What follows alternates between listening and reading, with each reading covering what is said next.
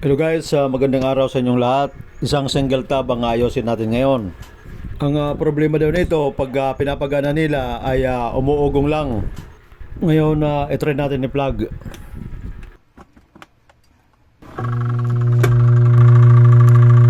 Kung maririnig nyo ay umuugong lang.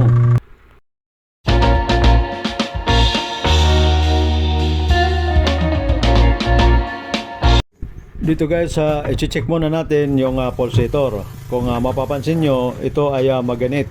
Dapat yan ay naiikot ng kamay.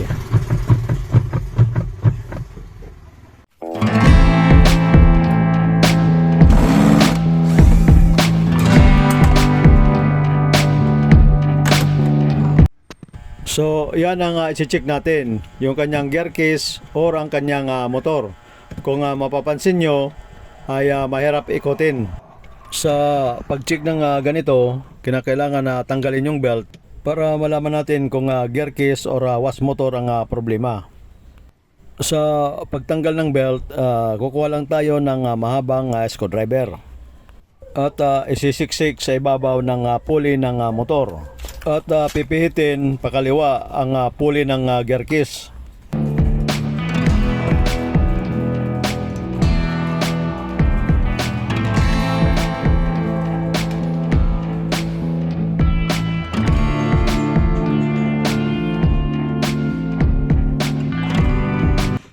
So, yan na guys, natanggalan natin ng belt. Ang susunod natin na gagawin ay pipitin natin yung gear case. Kung mapapansin nyo, ito ay malambot ikutin. Hindi siya stuck up. Ang ibig sabihin nito ay walang problema ang kanyang gear case. Ngayon, isusunod naman natin yung wash motor. Kung mapapansin nyo, ito ay maganit. Mahirap ikutin. So, ang ibig sabihin nito, nasa wash motor ang problema. Yan ang dahilan kung bakit umuugong yung wash motor natin. Ngayon, kailangan ma-pull out yung motor.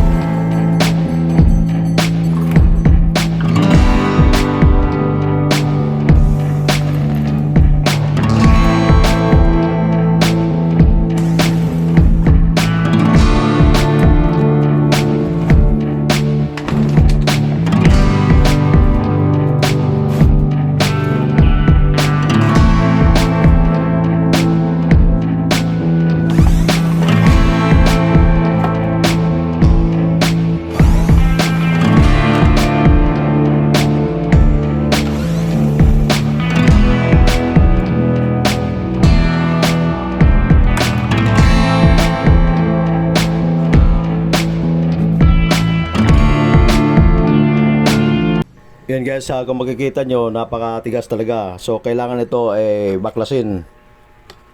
Titingnan natin ito kung bushing or shafting yung sira.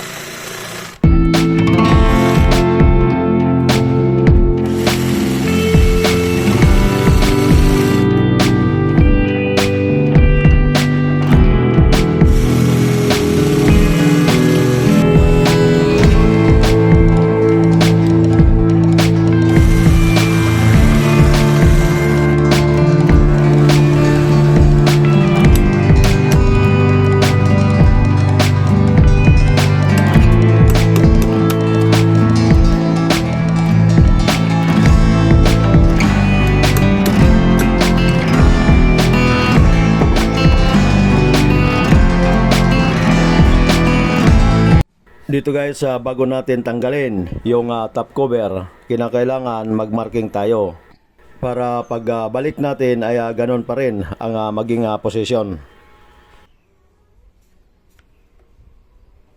Sa pagsungkit nito ay dahan-dahan lang para hindi tamaan yung windings.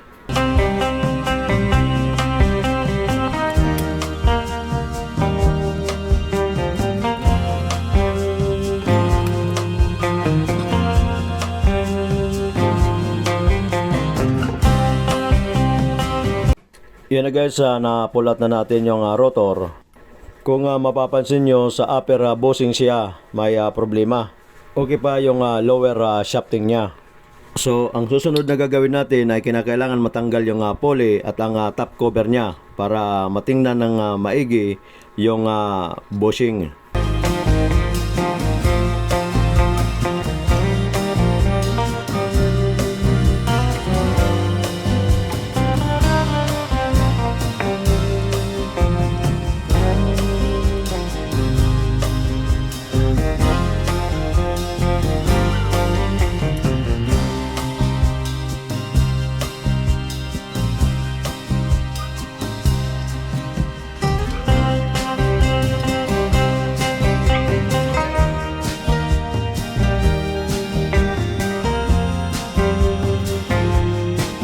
So, ayan guys, kung makikita nyo, inisprayan ko na ng DW40 or penetrating oil ay hirap pa rin na tanggalin. Ang ibig sabihin niyan ay dumikit yung bushing sa shafting. Ngayon, kailangan natin na persahin sa pamamagitan ng paggamit ng screwdriver.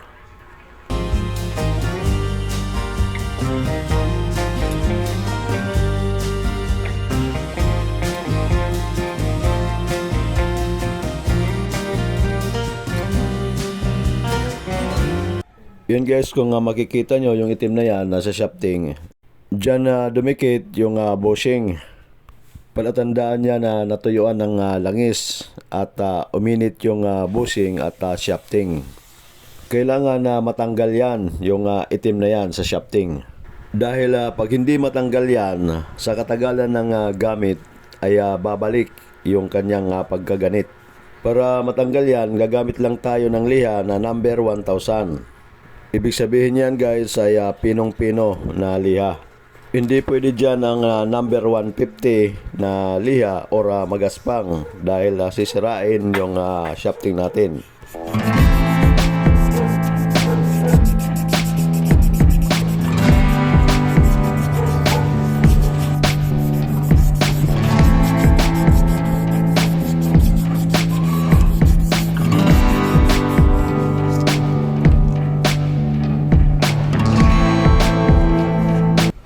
Yan guys, kung makikita nyo ay kumintab na. Nagpantay na yung kulay ng shafting. Ang susunod natin na gagawin ay lilinisin naman natin yung bushing. Yan guys, kung makikita nyo, maganda pa yung bushing. So ang kailangan lang dito ay lilinisin lang.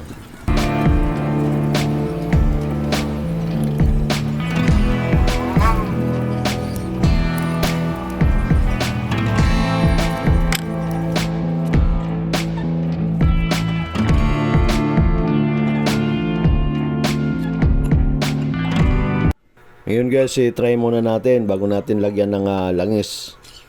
Kung makikita nyo, wala pang langis yan, malambot ng ikotin.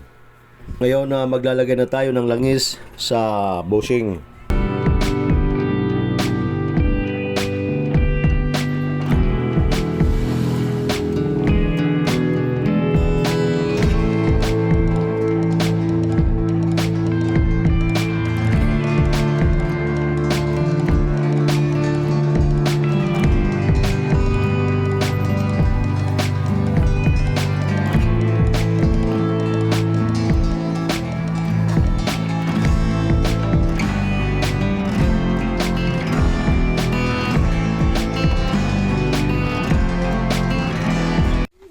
So, yan guys, kung makikita nyo, yan ang marking natin. Ngayon, ang isusunod natin yung top cover. Hanapin din natin yung marking para ganun pa rin ang maging posisyon ng ating top cover.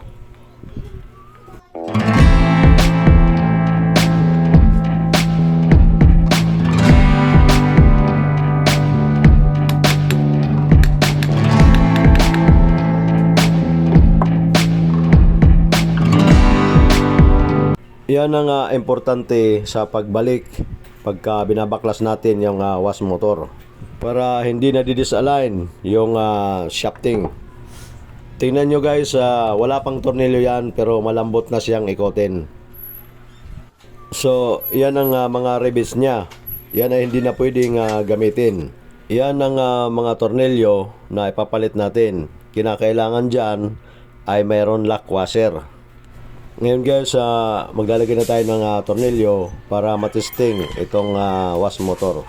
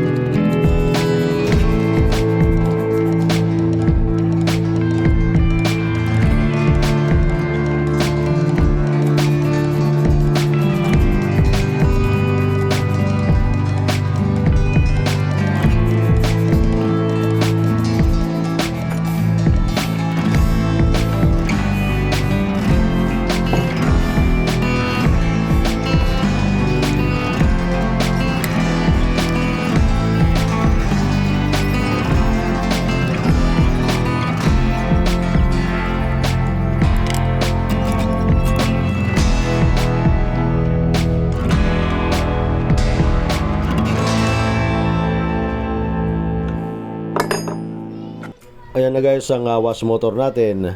Bago ito i-reinstall ay kinakailangan matesting muna.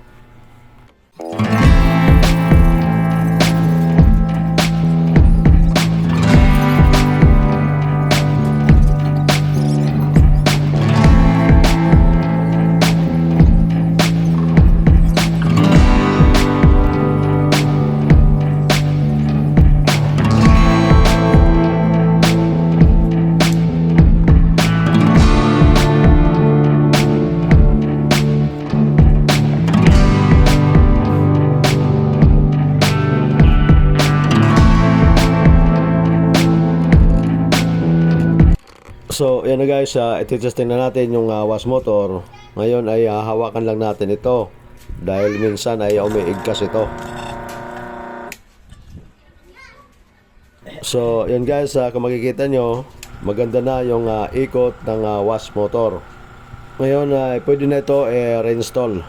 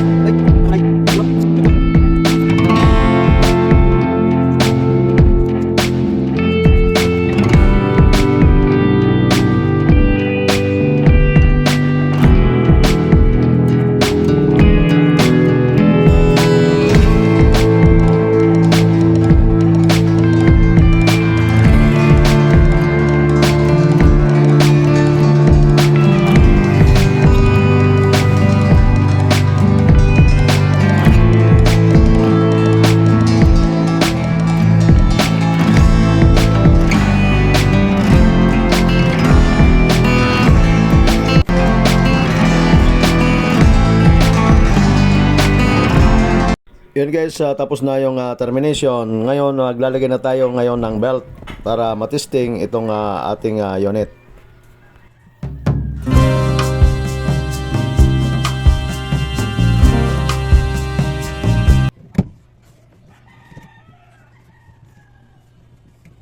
Ngayon na matapos natin may kabit yung belt, ang susunod natin ay titesting na natin itong unit.